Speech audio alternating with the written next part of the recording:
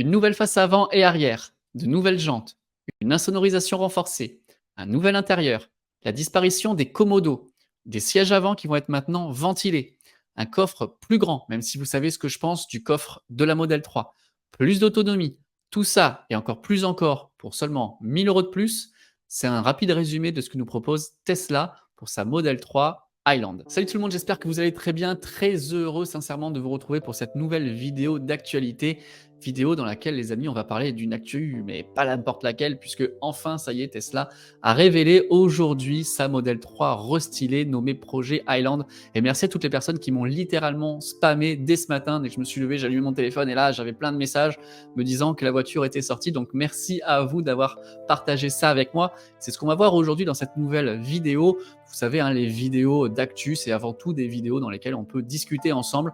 Je vous partage de l'info, mais voilà, le but aussi, c'est de pouvoir communiquer. Donc n'hésitez pas à balancer tous vos avis en partie commentaire.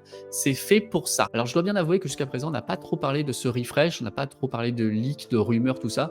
Pour la simple et bonne raison que dès qu'on a eu les premières photos SpyShot, eh bien ma hype est vraiment redescendue par rapport à cette voiture. Il y a quelque chose qui me dérange et qui s'est confirmé malheureusement dans ce refresh. Donc je vais vous en parler, vous allez me dire en partie commentaire si vous aussi ça vous dérange ou pas, si vous aussi vous trouvez qu'il y a quelque chose qui est manqué finalement sur ce refresh de la Model 3. Mais c'est vrai que vous avez tellement été nombreux à me spammer dès ce matin et je vois votre engouement autour de cette voiture que je me dis que finalement ce qui me dérange moi doit certainement pas vous déranger vous. Mais on va donc en parler quand même de cette voiture parce qu'il y a énormément de choses au-delà de ça. Il y a quand même des choses qui me plaisent énormément. Donc je mettrai pas mal de pouces en l'air par rapport à ce refresh. Et puis d'ailleurs vous aussi, hein, vous pouvez mettre un pouce en l'air sur cette vidéo si ça vous intéresse. Et n'oubliez pas aussi de vous abonner à la chaîne si ce n'est pas déjà fait. Comme ça, vous manquerez aucune de mes prochaines vidéos. Parce que je sais que vous êtes à peu près 80% à me regarder et à pas être abonné. Donc je trouve ça assez dommage. Et puis ça m'aide énormément que vous soyez abonné à la chaîne. D'ailleurs, on a passé, vous voyez là derrière, les 40 000 abonnés. Donc je voulais quand même en profiter pour vous remercier.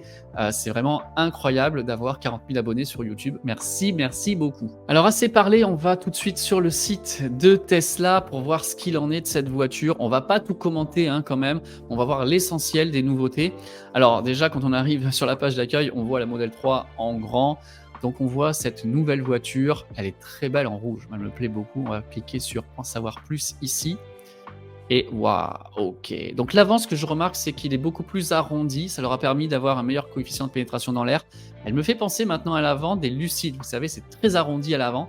Donc c'est très beau. Oh, à l'intérieur me plaît. La planche de bord en tissu, on va reparler, mais je trouve ça très classe. Le blanc, c'est beaucoup trop beau. On a vu l'écran arrière. Là, c'est un écran 8 pouces. Il y a beaucoup de gens qui vous l'ont déjà proposé en aftermarket. Moi, on m'avait proposé de l'essayer, de l'installer sur la voiture. C'est pas quelque chose qui jusqu'à présent m'avait vraiment intéressé. Donc, je vous en ai même pas parlé. Je vous l'ai jamais proposé. Mais ça, c'est vraiment très beau. Alors, jusqu'à 629 km d'autonomie pour la version all-wheel drive. Donc, ça, c'est celle que j'ai. Waouh, la mienne, elle était à, que je dise pas de bêtises, 544 quand je l'ai eu. Le plus que j'ai vu affiché sur la voiture, c'était 499 le jour où je l'ai récupéré.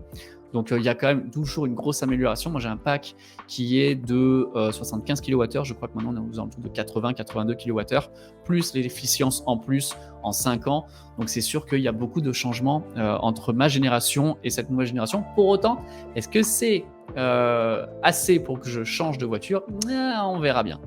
Alors, donc, l'arrière, on a complètement changé l'arrière de la voiture, des nouveaux phares avant, des nouveaux phares arrière. Maintenant, il y a marqué Tesla à l'arrière. Avant, il y avait juste le petit logo.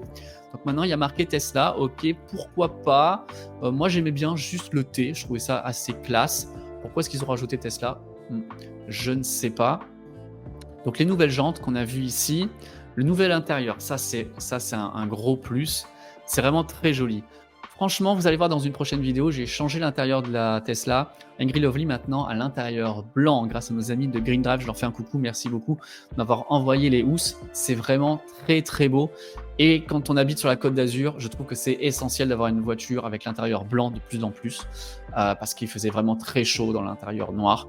Donc ça m'a changé la vie, c'est vraiment génial.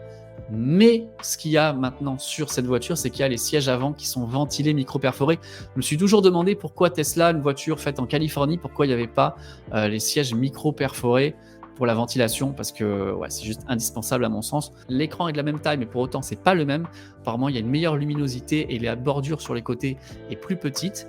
Et puis alors, le gros truc que l'on remarque, c'est le volant. Un volant repensé, très simple, très sobre, comme tout l'intérieur de la voiture, ça me plaît énormément.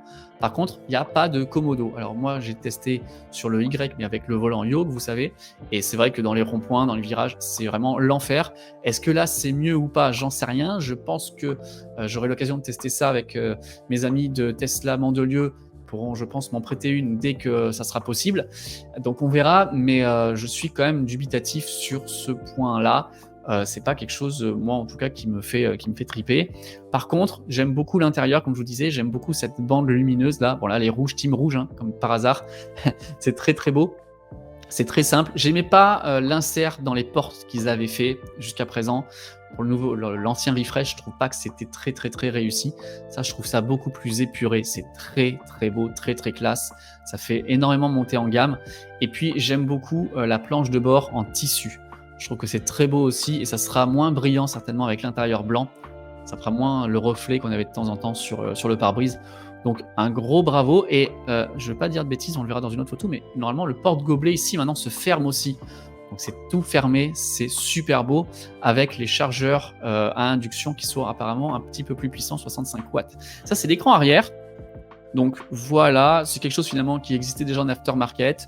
Est-ce que c'est intéressant ou pas? Certainement, surtout pour le contrôle de la climatisation et puis même pour mettre les vidéos, donc c'est plutôt cool. Les sièges micro-perforés, enfin, merci d'avoir fait ça, ça me manque tellement. Et donc, les chargeurs à induction pour le téléphone, c'est beaucoup trop cool. À noter quelque chose qui est vraiment trop bien aussi, c'est un habitacle plus silencieux puisque maintenant, on a, vous voyez, admirer le ciel sous un toit entièrement en verre qui laisse entrer la lumière et vous protège des rayonnements contre les UV nocifs. Et en plus, il est acoustique 360, grâce à un verre acoustique 360 degrés. Donc maintenant, il y a tout l'habitacle qui est protégé. Donc ça, c'est cool. Moi, sur ma voiture, je ne l'ai même pas. Et les dernières voitures, il y avait l'avant et peut-être l'avant et l'arrière sur le modèle Y, si je ne dis pas de bêtises. Mais là, le pare-brise, le toit est aussi insonorisé acoustique. Donc il y aura quand même une super montée en gamme pour 1000 €. Je trouve que c'est vraiment, vraiment pas mal. Et regardez cet intérieur, wow, c'est juste ultra, ultra beau. C'est vraiment très, très beau. Et ça, c'est les trucs de base comme on connaît déjà. Le dog mode, non, c'est très joli. L'intérieur me plaît énormément. J'avoue que ça me plaît beaucoup. Ça me plaît beaucoup. Même de côté, elle est très belle. Waouh. Si on veut voir les tarifs, tout ça, on va aller dans commander. Commander ici. Et donc voilà, vous voyez, le prix a pris 1000 €. Comme je vous dis encore une fois, 1000 € pour tous les add-ons en plus, ça me paraît pas énorme, d'autant qu'on prend l'autonomie de la propulsion. L'autonomie de la propulsion, il est donc maintenant de 513 km. Il était avant à 491 km. Avec le même battery pack, on est aux alentours des 60 kWh. Et si je vais dans la grande autonomie ici, wow, elle est passée à 629 km. Donc moi, j'avais 544. Waouh, c'est incroyable. Et attends, je crois qu'on peut faire quelque chose parce que chez Tesla, il y a un petit trick. Voilà, si on va là et qu'on prend les jantes 18 pouces, là, on est sur la all-wheel drive, la grande autonomie. Donc on est à 678 km, quasiment 700 km d'autonomie. Waouh, c'est incroyable. Et si je fais pareil avec la propulsion, elle monte à 554 km. Donc 554 km, c'est plus avec la propulsion aujourd'hui qu'avec la mienne il y a 5 ans en dual motor. Moi j'avais 75 kWh, là avec 60, ils font plus. C'est complètement fou et le prix est fou. Moi, elle m'avait coûté 62 100 € la voiture. Hors bonus, bon, j'avais pris juste l'option rouge en plus à 2600 €, mais vous voyez la baisse de tarif et l'amélioration de la qualité reçue en fait de la voiture, c'est juste incroyable. Pour la même autonomie, on a perdu là 20 000 € et pour une voiture qui n'a pas simplement plus d'autonomie, elle est mieux en tout point. Tout est mieux en plus. On a vu tous les gadgets qu'il y a en plus, toutes les améliorations qu'il y a en plus, c'est dingue. Il n'y a pas de modification sur la puissance des moteurs ni sur les batteries packs qui restent identiques. On voit que là, ils se sont vraiment focus sur l'architecture de la voiture, sur l'intérieur et sur l'extérieur. Tesla, ils changent souvent leur batterie pack, mais en tout cas, pour l'instant, c'est pas le cas. Peut-être l'année prochaine, on verra ça, mais pour l'instant, c'est pas d'actualité. Bonus déduit, la voiture, elle tombe à 37 990 €.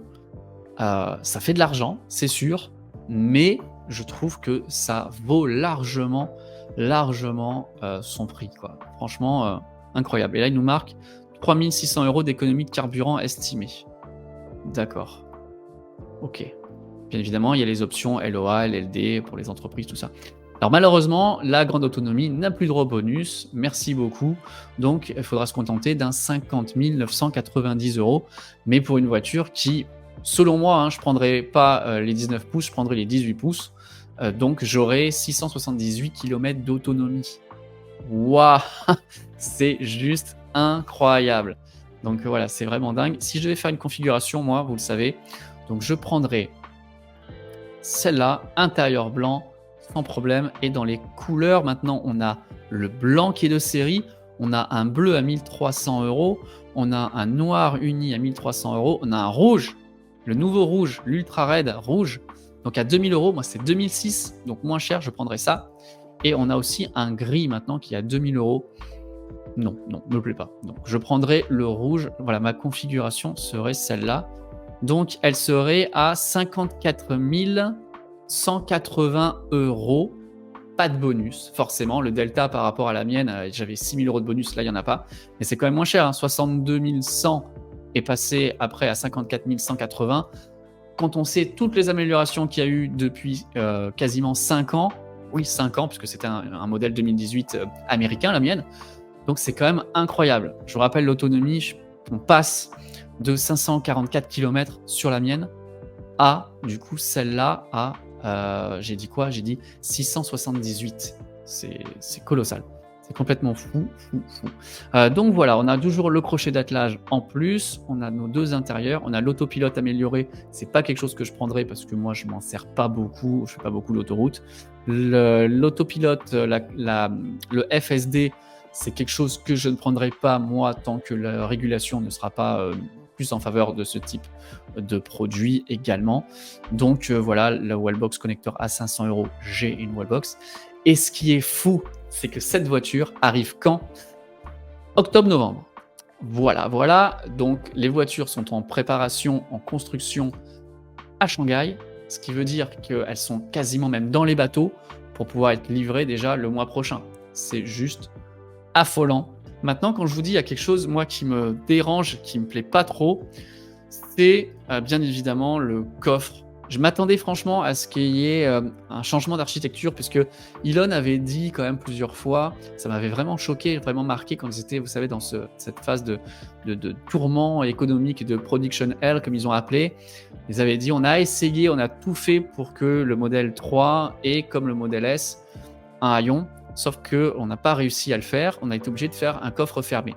Donc moi, je me suis dit, bah, les gars, ils ont eu quand même 5 ans, 6 ans pour retravailler sur le truc et arriver à un design qui leur permette de faire un coffre avec un haillon. D'autant que pour moi, c'est vraiment ce qui manque à cette voiture. Après, si on veut un modèle Y, la seule différence, c'est qu'on va être plus haut. Pourtant, elles sont quand même sœurs jumelles, ces deux voitures.